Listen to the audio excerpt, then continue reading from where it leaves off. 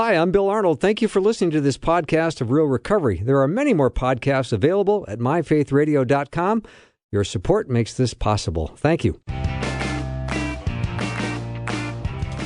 Oh, that happy music says it's time for Real Recovery. So glad you joined us tonight. Bill Arnold on this side of the studio, and just across the way, a man who expects to be seated at a restaurant without reservations, only to discover McDonald's doesn't take reservations. George P. Fraser. Hello, George. Pretty tough to get out of the car for George F. I know. You'd much rather go through the drive-through, wouldn't you? Totally. Just stay right in the car.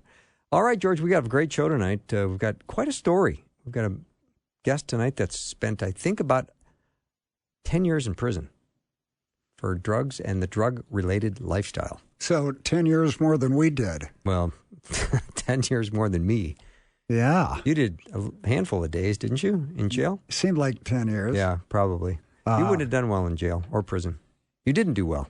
It's interesting. We talk a lot about the Department of Corrections and what a great evangelical tool it is, because when the door shuts on you, you really have time to think, and you're beaten into a state of reasonableness.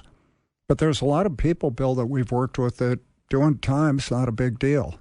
That shocks us. And I don't know what a consequence is then.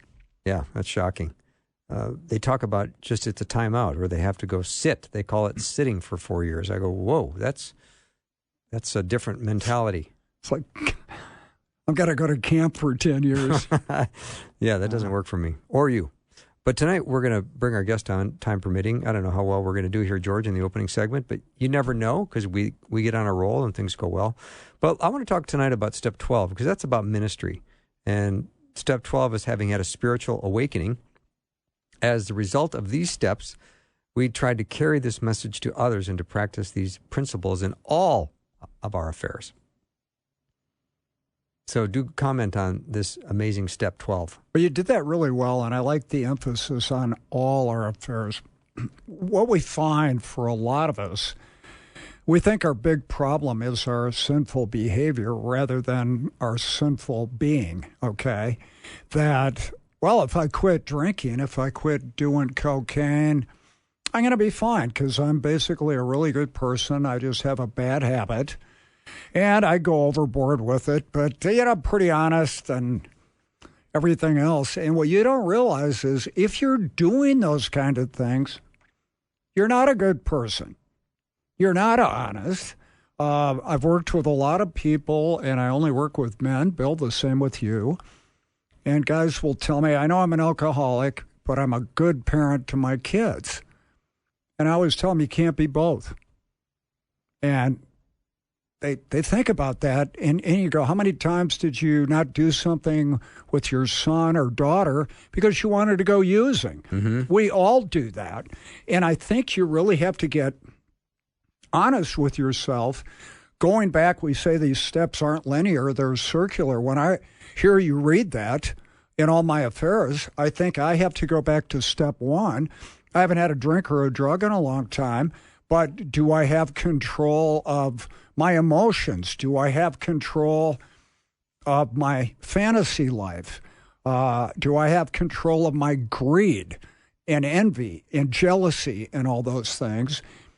And really what it's saying to me is just because you've gotten there and had the spiritual awakening as the result of these steps, and you're carrying the message, are you carrying it to yourself? Are you walking it out? Did you shortchange your boss? Are you being true with your taxes? All areas. And I think it's a tall order to us, Bill, because I think for a lot of us as we go along, there were things that didn't bother us before, and now they do. For me, I know several years ago, don't laugh at this, I'm being vulnerable here live on the air. I used to be kind of a wise guy. And I'd always say, well, if you're offended by that, it's a joke. And several years ago, I realized I'm not okay with offending anybody. If I do, I'm sorry. And it's little things like that that you just go, well, hey, I haven't had a drink in several years. Get off my back. I'm a good guy. I pay my taxes. Well, most of them. A couple deductions in there might be a little shady, but Not me personally, if you're listening, because I try to do it in all my affairs. But that's what they're talking about. And just because you go to church and you give them some money, how are you treating people in your life? How are you treating people that don't agree with you, maybe politically, or about your church that you go to? What about people who go to a different church? All these things, Bill. And I think the longer we're in it, we see how sinful our nature really is. And step 12 will get me back to step 1. I'm powerless over everything.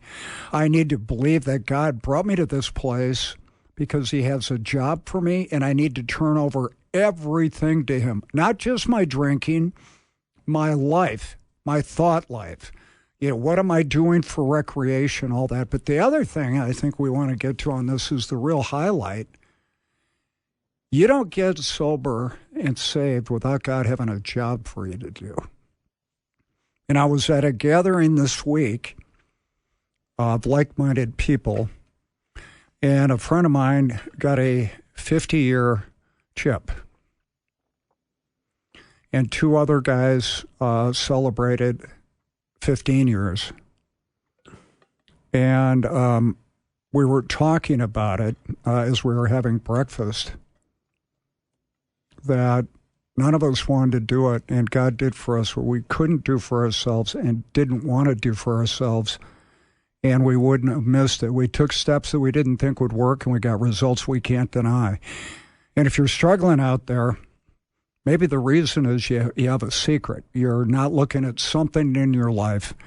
And our old saying is, our secrets keep us sick. And the fallout for me always was, Bill, I would go, well, that's not the problem, but I'm not going to share it with anybody. The problem is not sharing it. The problem is I'm making the decision that it's okay, and we have to give everything to the Lord, everything. And George, in step 12, there's the emphasis is on helping others in order to change your own life, isn't it? It is. Because when you help others, you're changing yourself. Well, the reason you have an addiction is you're selfish, egocentric, self-seeking. You want to be your own God. And the way to take care of that is to try to do something for other people. And I think what you're going to find is you start caring about other people. And you have people that care about you when you first come in, when you don't care for yourself. And it's something you want to be a part of that's bigger than you are. Mm-hmm. You are listening to Real Recovery with Bill and George. Ryan is on the board, and we're going to take a little break. And when we come back, we're going to bring up Pastor Juan, who's got an incredible story.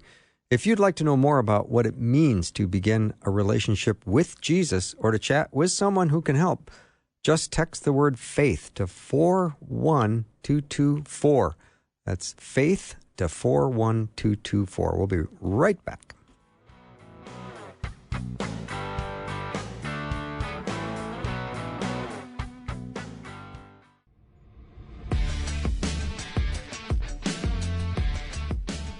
Welcome back to the show. So glad to have Juan Martinez with us tonight. God has transformed him from having a kill, steal, and destroy mentality to a seed-sowing mindset, spreading the good news to all who will listen. I love that transformational thought, George. It inspires me, and I can't wait to hear his story. That's a very interesting hook. I think we need to get to that. I agree. Juan, so glad to have you with us, and thank you for making time. Oh, I'm honored to be with you guys, and thank you for making time for me and for doing all that you do, Bill and George. Thank you. Well, we want to hear your story. We want to hear how God has worked in your life, and I know you've got some highs and some lows. So let's start with just what it was like for you growing up in your family of origin and what life was like for you. Absolutely. Growing up, I'm Puerto Rican, so, a little bit on the, salsa. I'm married to a Mexican, so salsa for them and salsa for us are two different things, right? Salsa for us, it's a lot of dancing, partying.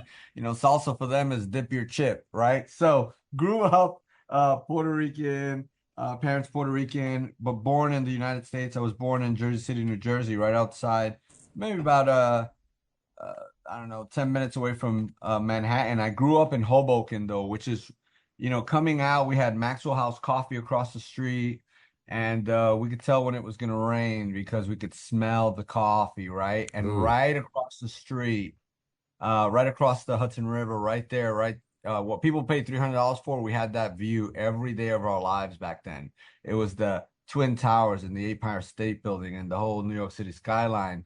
I always tell people, man, sometimes we take life for granted and we go buy things. That today I go back and it's so special and I want to show everybody and take pictures of it. And like I said, now they charge $300 so you can see the skyline, and it was always there, right? And growing up, I have the classic my dad left story. My parents got divorced at an early age. I was about 8. And my mom, she did the best she could. She raised me in religion per se, not her exactly knowing she was doing this, but raised Catholic. And of course, this is my story, I tell people. So, I love my Catholic brothers and sisters, but this is how what happened to me. Um, you know, they would go to church, and my dad really never went to church even when he was around, but we would go. And in those times, I would hear the priests talk about certain things, and I didn't really see that at home.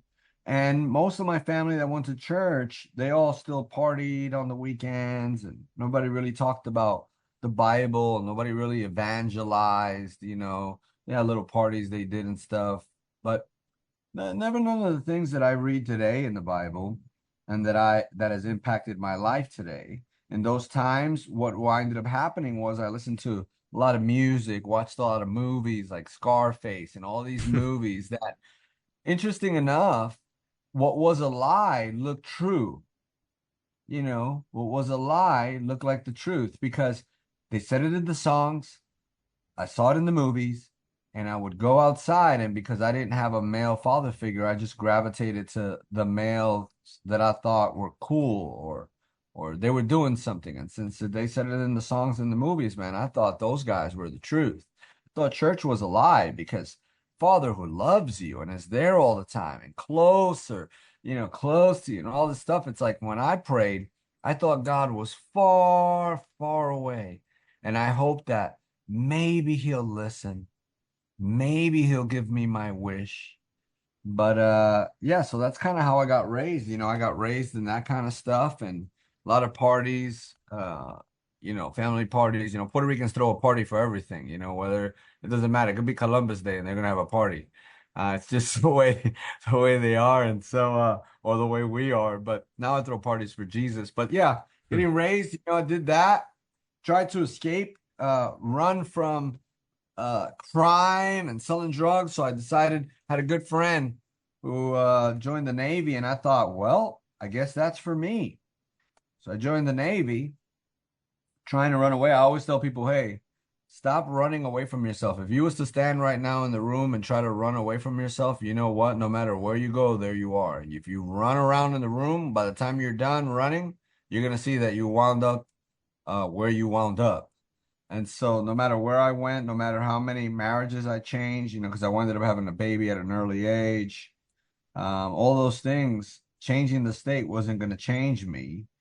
But so I joined the Navy. I got an honorable discharge. I don't know how on earth, but during that time I was selling drugs, and now I was wearing a uniform to do it.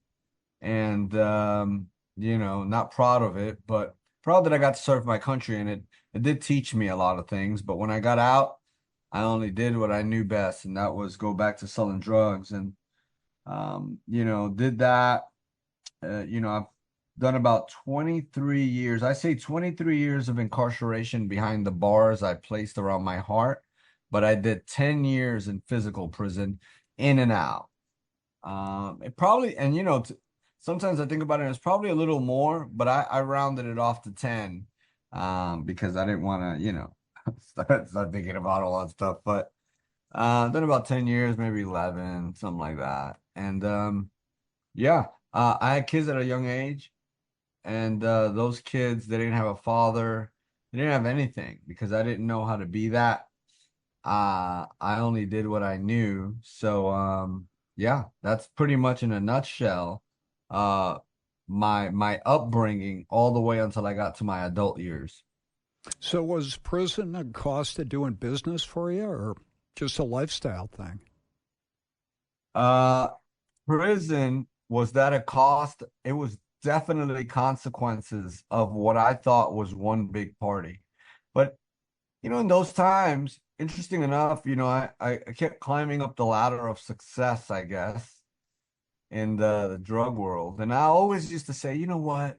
They're only mad because they can't tax what I'm doing. And so I had this, belief drives your behavior.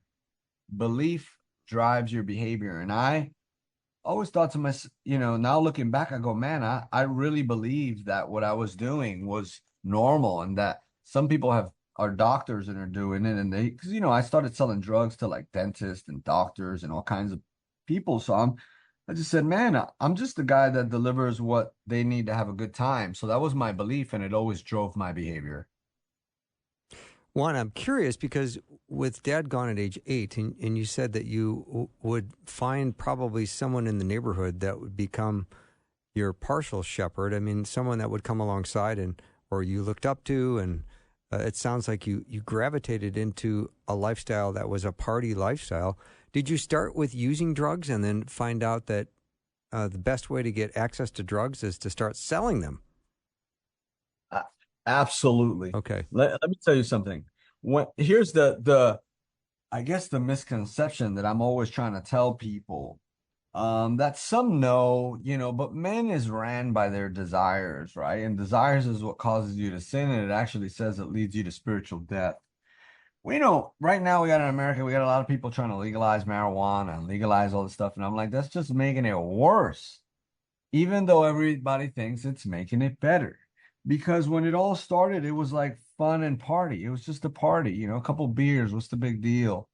Eventually, though, when you say, well, what about pot smokers? Okay, there's probably like a handful if we're gonna go in the whole planet that doesn't lead to other stuff. Like, right, one day you're at a party and your marijuana guy don't pick up the phone or he don't have it or something happens and somebody shows up with something else. And that day you're introduced to something else. And you keep graduating into those things that kill, steal, and destroy the very life that God has given people. It destroys everything in your life. So what started off as something fun and not a big deal led me to different crowds. It led me to different things, and those things took control of my life. And you hear often that life was not manageable. Well, yeah, it was impossible to manage.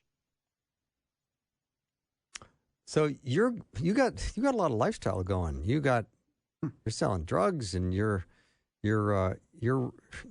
rolling the dice. I mean, obviously you got caught at some point and ended up going to prison more than once. Yep. Yeah, the last time, so that's happening and I'm coming out and it was so easy for me to get out. I would just get out, I had bail money, you get out, you do it again. And it's almost like catch me if you can type thing. And again, beliefs drive behavior. So I just believed everybody did it. I believed everybody partied. I never knew Christianity existed. And when I say Christianity, I'm talking about not just those who believe, but those who believe and follow. I never knew that there was this life. Never. Even being around church and all that, because everybody just looked the same. They still went out, they still cussed, they're still having sex, still doing everything. They never knew this existed and that it could be so good. Never in a million years. What started off for me this last time I got incarcerated. I got incarcerated. I was facing 25 years. Woo! Talk about you start thinking about life. Right before I get incarcerated, I have I think TBN did like a reenactment or something.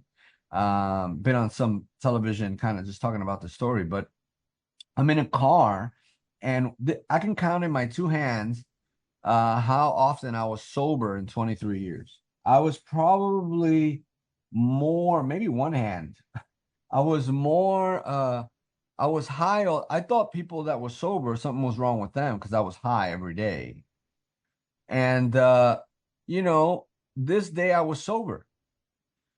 And so I get in the car and I look up to the clouds, and as crazy as this might sound, I just start crying profusely. I just start crying. The girl kind of look in the movies, her, what's going on?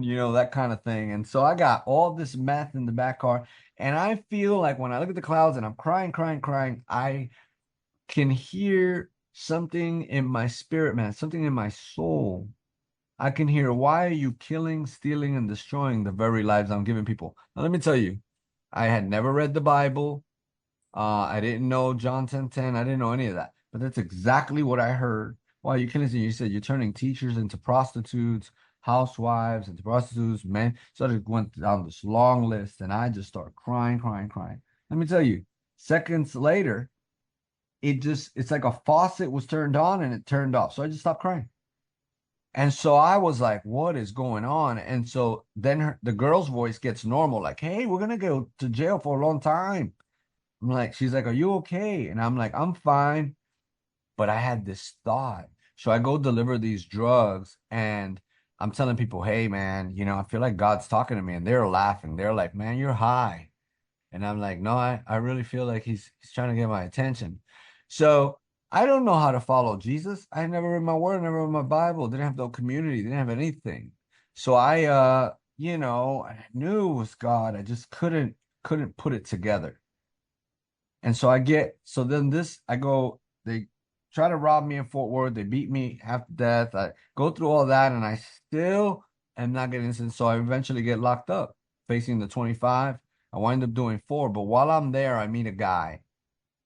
And he says he's a pastor. Okay, I think at this point, Juan, I'm going to take a little Yep. break because when we come back, I can't wait to hear this conversation you've had with this pastor in prison. Juan Martinez is our guest. You're listening to Real Recovery with Bill and George. We'll be right back.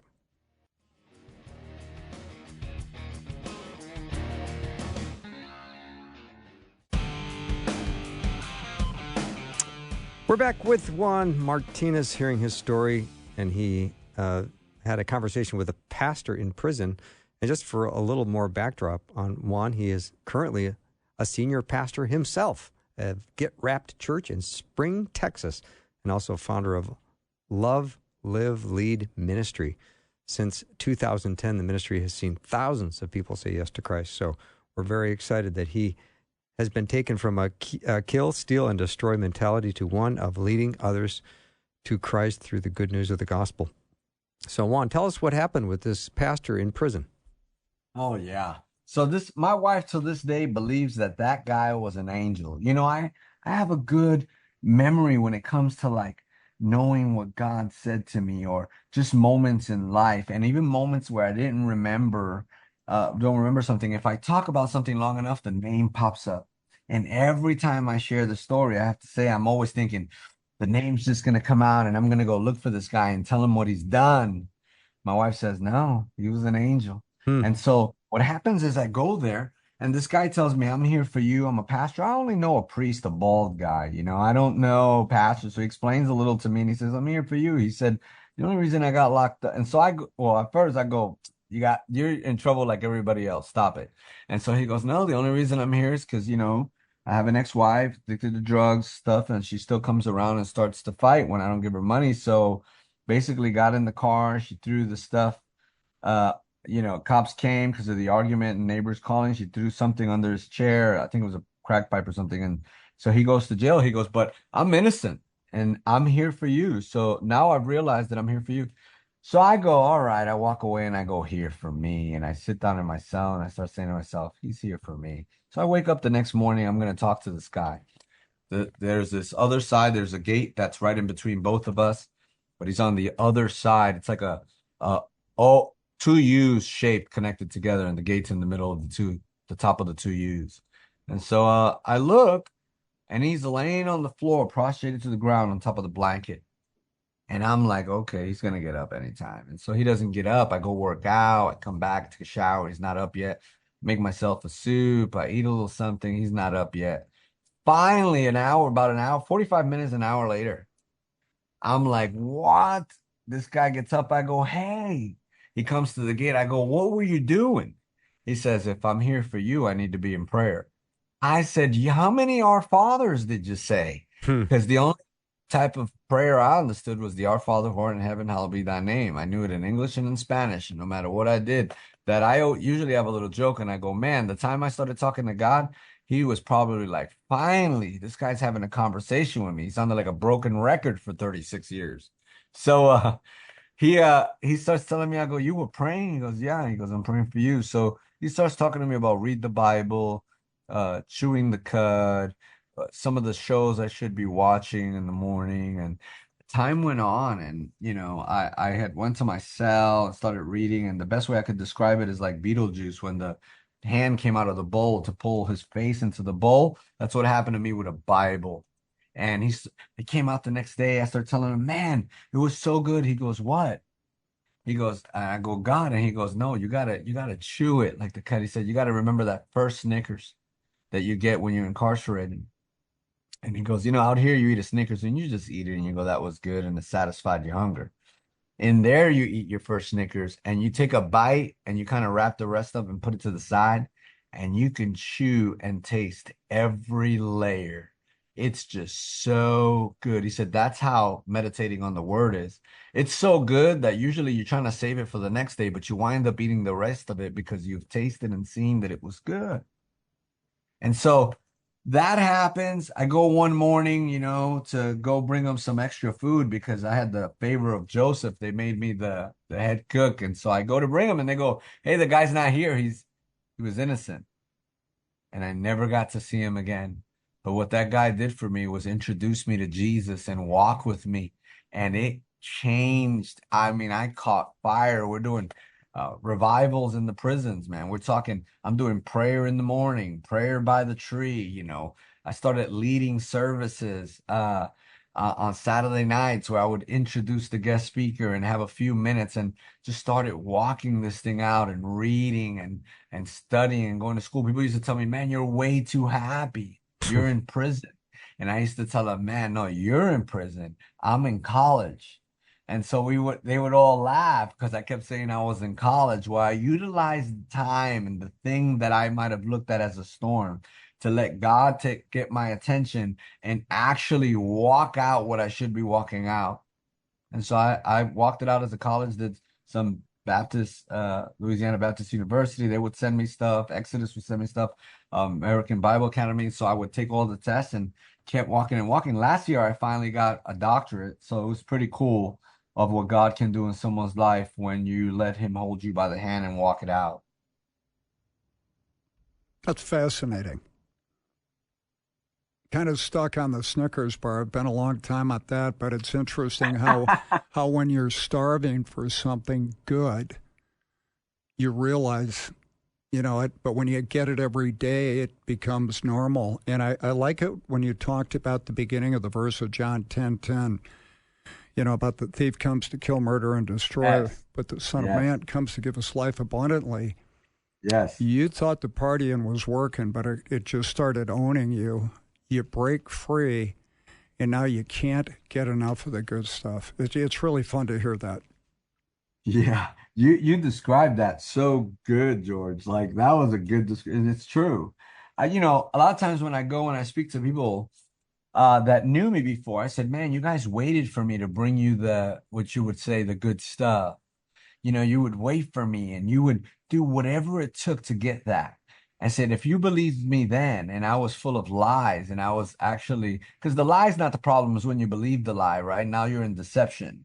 If you see a lie and you don't believe it, then you don't fall to deception, right? And so, I had bit the apple, I digested the apple, just as I feel many have. And while living under the lie, I was blinded. And I always tell them, if you thought I was going to give you the good stuff then, how much more should you be listening to me now? And What? then they're like getting a conundrum. I think the first outreach we ever did, we had over 1,000 people there because they couldn't believe the fact that, think about it. I'm telling them, I think God's talking to me. And then they see my life now and they're like, this guy was serious. Great laugh. So, Juan, tell us Hey. about your heart surgery and how you found freedom in the Word of God. Oh, absolutely. Let me tell you something. There's obviously I wrote this book. It's called Prison Break. And in that book, let me tell you something. If I can, just give you a preface before I say this heart surgery, because I think it goes together. Okay. So, you know, when I was incarcerated, I always thought, um, you know, I didn't think I was incarcerated. I actually thought I was free. It was just part of the Monopoly board, land on jail and go there. But then I realized when I go talk to these guys now, I go, hey, you think when you walk out the door, you're going to be free, but you're really incarcerated. You were incarcerated before you got incarcerated. This is just where you wound up. But same thing with the children of Israel. Like, doesn't matter if you keep winding up in the same thing, in the same place over and over and over and over, that means you're stuck and incarcerated. I later become a pastor. I write the book because when I'm pastoring people and I'm thinking, wow, a lot of these people sound like the people that are behind bars, wishing they could be on the other side. The only difference is that somebody else is holding the key for those guys over there in the natural, but they could be free while in there because I was. And out here, Jesus set them free. They have freedom, but they're sitting in a cell not wanting to come out. So when we talk about heart surgery, I think it's important to know a few things. I think it's important to identify false belief systems because, and know the truth and the truth will set you free. John 8, right? If you know the truth, if you continue in my word, if you continue in what I say, you shall have knowledge of the truth and the truth will set you free. Jesus came to set the captives free. Oh, what does that mean? Did he go down to the local jail, open the door, and they came out? No, it means that he came he's to testify of the truth. He came to set you free from the lie you believe, the deception you've been living, the blindness that you're going through. That's what he came to set you free from. So when we talk about heart surgery, you got to understand this. The Lord gave me this. You go to a doctor in the natural, and you got to let the doctor diagnose the problem. In this case, you're going to let God diagnose your heart. He's going to do heart surgery. He's going to diagnose your heart. And guess what? Every single person, doesn't matter if you have good morals, doesn't matter where you're at, everyone is convicted of a crime. Everyone. We're all guilty of sin. We're all guilty. So when I sat with the Lord, he diagnosed my heart. When he diagnosed my heart, I have to accept the truth. When you accept the truth, you got to get in alignment with that truth and become one with that truth. And then you got to guard your heart. And so now I'm going to give you all this because I like taking deep spiritual things and making them practical. I have this good friend, Pastor Megan, and she at one point called me to the hospital. I'm going to show you how this applies in the natural. Apostle Paul says, look at everything and see God in it. Yeah. And Well, let's do that on the other side of the break because we need to take a short break. You're listening to Real Recovery with Bill and George. When we come back, we're going to find out all that Juan has regarding these amazing revelation God's given to him. We'll be right back.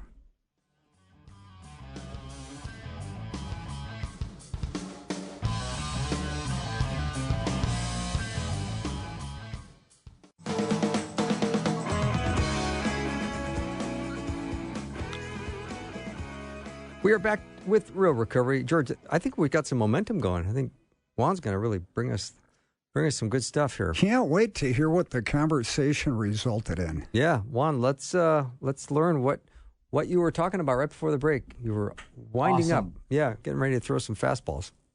Yes, sir. So Bill and George, check this out. Check this out. So, I go to the hospital and she has a son named Vaughn who was about 8 years old at that time. And here it is. His equilibrium was off. He was walking. I said, what's wrong with him? I said, well, he's walking like he's drunk. And, we know he's 8 years old, so he's not drinking. And his brain was hurting. His head was hurting. And so let me tell you what the doctor did. He walks in, and you are all familiar with this, but I want you to think about this in your spiritual life. Okay, I'm just going to show you something in the natural that applies in the spiritual. He walks in and he says, hey, what's the problem? Remember we said you have to let God tell you what the problem is. He says, what's the problem? He says, well, his equilibrium, he says, no, he's walking around like he's drunk and he's only 8 and his head hurts. He says, okay, have you been taking anything? You know why they ask you that? Because if they say, well, he took some Tylenol, but, his head still hurts and he's still acting like that. It only went away for a little bit. That's showing the doctor that it's a deeper level problem. It's not just the surface level, like he was out in the sun too long or he got hit in the head. So when something continues and persists, God wants to tell you that it's a deeply rooted issue. It's something deeper. What happens in the doctor's office? They send you to the x-ray. You get an x-ray. You're getting the x-ray, and I call that the Holy Spirit, right? This is where the Holy Spirit is showing you and pinpointing the lie or the problem that is causing you to behave the way you behave. So what happens is in this case, they say, hey, there's a tumor that's pushing against his brain. They say, but no problem, Mom. We'll do a little incision. We'll get it out. We'll patch him up. He'll have to come back, and do some things, but he should be fine. So everybody's waiting for the surgery, and so should you at this moment. God tells you what's wrong. He shows you in the x-ray what it is. You know that they pulled this thing out, and today this young man is 16 and he's about to graduate high school and get his license. Wow. Wow. So we could try to say, hey, stop walking that way. Hey, stop, your head is hurting. Stop doing some of the things you're doing. No, you had to go find the problem.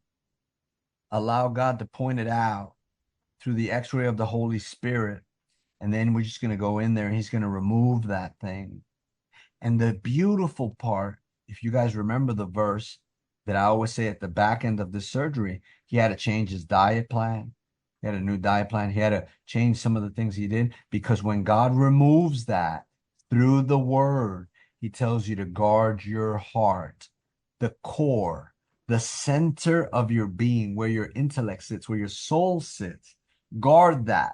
Be careful what you let in, because those things will drive your behavior. Because if you want to see where the issues of life are coming from, it's from your heart. I love that. We were talking before the show, and I was telling Bill about my recovery a little bit, and I never really changed till somebody said, it doesn't matter if you think you're a drug addict or not. You are. And you're doing all this other stuff. It's not helping. You got to accept that and do something about it. And that's just, it was so simple, but I didn't want to be that, but I was. You know what I mean? Oh, yeah. Yeah. And then in time, here's the thing. I've even changed that. If I keep calling myself a tomato, I'm going to jump in a salad. So as time has unfolded, I usually, I say things like, man, I'm a son. I'm a son of God. Like, he has transformed my heart, man. I am more than a conqueror. Come on, I am all these amazing things. I belong part of a chosen generation, a royal priesthood. The more I start getting an identity in that, my behavior takes care of itself. If I try to change my behavior without changing my inside. See, because I haven't gotten high in 16 years, what happened? My beliefs changed. How I see myself, how I see God. It doesn't matter what God thinks about you if you don't believe it. If you don't believe it, I was telling somebody today that say, do you believe that blessed are the peacemakers, for they are sons of God? Absolutely. And this person don't bring peace into the situation. So I go, you don't believe it. You know about that verse, so you say it. But it doesn't show in your fruit because you actually don't believe it. If you believe it, you look for opportunities to be the peacemaker, to bring Jesus into situations. Hey, at home, marriages should almost be fighting over who's going to bring the peace. But we don't do that because we don't see ourselves as sons. The reason I refer to myself as a recovering addict, I need to hear that. And I go to the Bible always, Pastor. And Yes, Paul said that he was the chief of sinners. So yeah, I'm going to ride with that one. No, that's a good one. That's a good one. But as you notice in the context of time, that was me. I was the worst of the worst, right? We are the worst of the worst.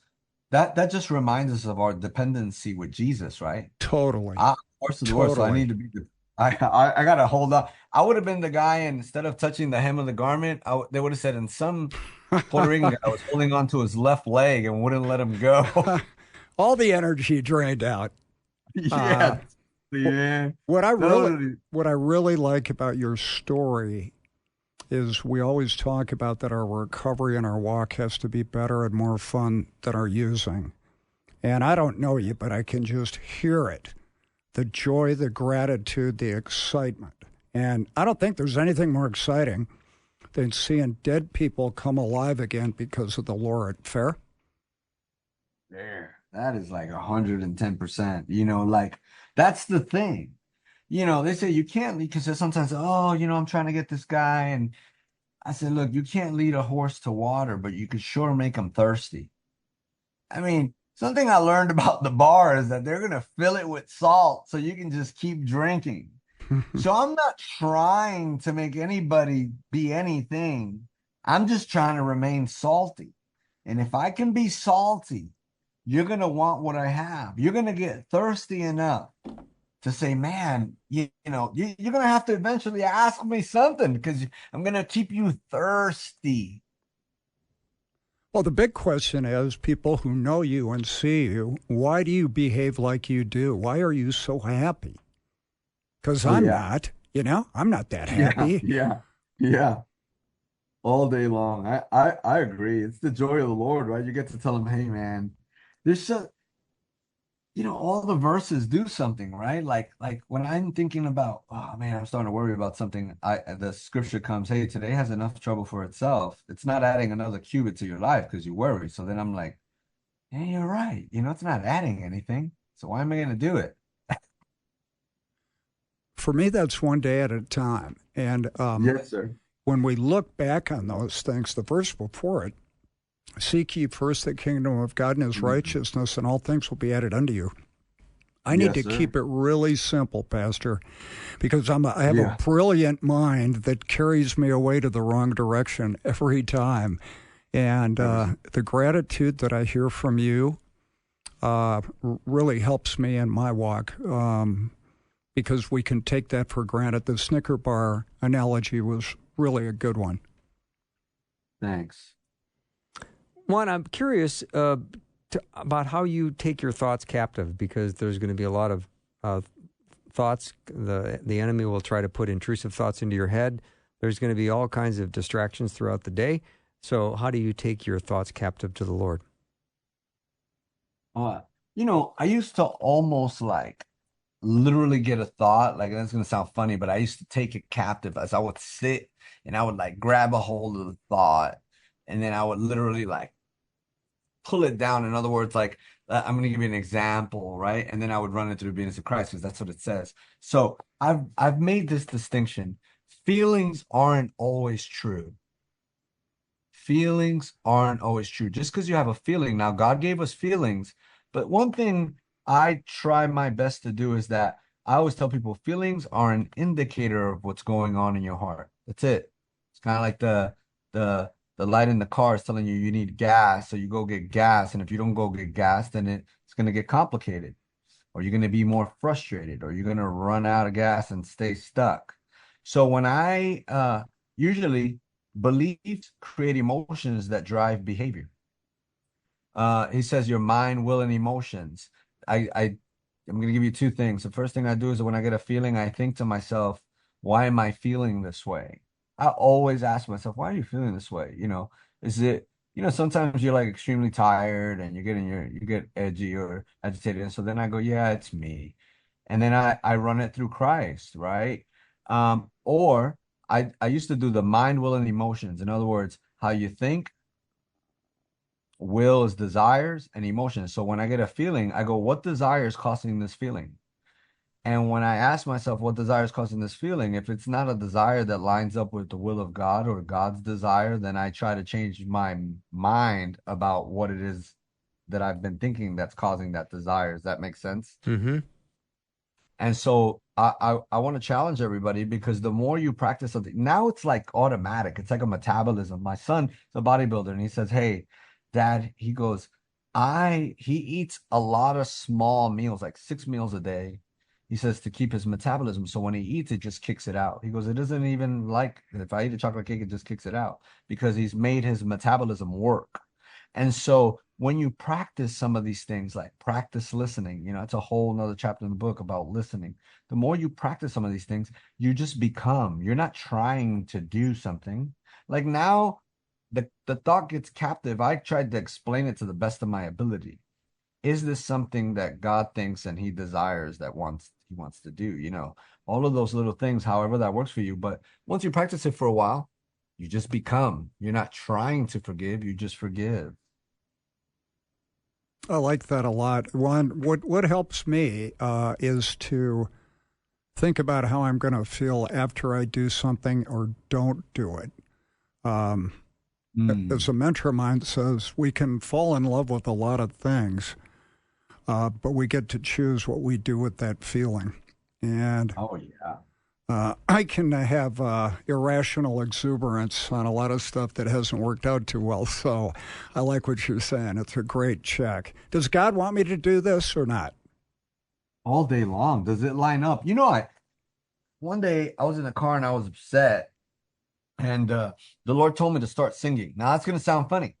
I'm in the car, I'm upset with my wife, and I start singing. It's Carrie Job, You're My Healer. She looks at me. She starts laughing. The Lord says to me, Juan, he wanted to show me something. He said, every time you get upset, if you start singing, you will relearn how to get angry. And I was like, what? It was like mind blowing. It was like so simple. And obviously I don't sing now when I get angry, but I understood what he was saying. He said, you have to unlearn. So every time I got angry, I would ask, why do I get angry like this? Where did I learn this from? Who taught me this? Where did I pick it up? Because if you're born again, that means you have to unlearn and relearn. But you should identify where you learned it at, because you got to run what you're saying is. A lot of times people are thinking they're living a truth that's actually a lie that they believed is true. So now they're living it. But who told you that? Remember Jesus asked Pontius Pilate, did somebody else tell you that I'm a king, or are you saying it? And so where did you learn your things from? Even as you continue to walk, I still do this in my life. Is this something I picked up somewhere? Did my parents teach me this? Did I learn it because of my culture? Or is this something Jesus taught me to do? And if it's not, a good sign is that it's killing, stealing, and destroying the very things. It's not giving it abundant life. We're all thinking about that. That was really good. Yeah, that's why there's silence on this, and we're processing that. And I think it's it's really good to hear that. Yeah, I know that I'm excited about this stuff. Yes, sir. You and George often cite John 10:10, and I love that because it's such a powerful verse. Oh yeah, it's a really good verse. Yep. I've been really big on John 8.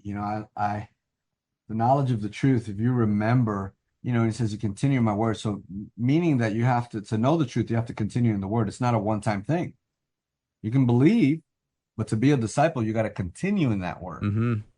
That means you could believe. That means you could actually believe and not continue in the word and not actually be a disciple, which is wild, right? You're like, what? He's like, yeah. He tells the Jews that. He's like, hey, you got to believe and continue in it, right? Yep.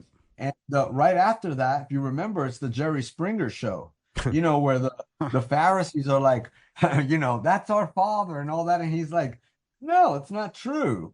This is actually your father, the devil, Oh, could you imagine being in that Jerry Springer show? Oh, no. Pretty nuts. Yeah. Right? Yeah. Because he's like, you're saying all that, but the truth is not in you. And then he says, my word has no place in you. Man, wow. That means you could actually know about the word out here in the outside part, in your head knowledge, but not actually know the word because it's not hidden in your heart. Mm-hmm. You haven't become with it. And so you'll never experience freedom. Yeah. Juan, thank you so much for doing the show today. George and I have loved having you on as a guest, and you've got a lot of enthusiasm and joy, and you've inspired us, and thank you so much for telling your story. Thanks, Juan. It was great. Thank you so much, man. Hope you guys get Prison Break. Oh, Good yeah. book. Thank you so much. That wraps up Real Recovery for this episode. I hope you have a wonderful rest of your day. We'll see you next time.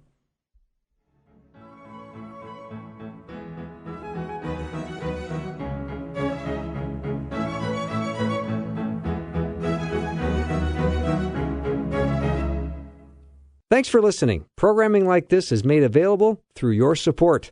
Information available at myfaithradio.com.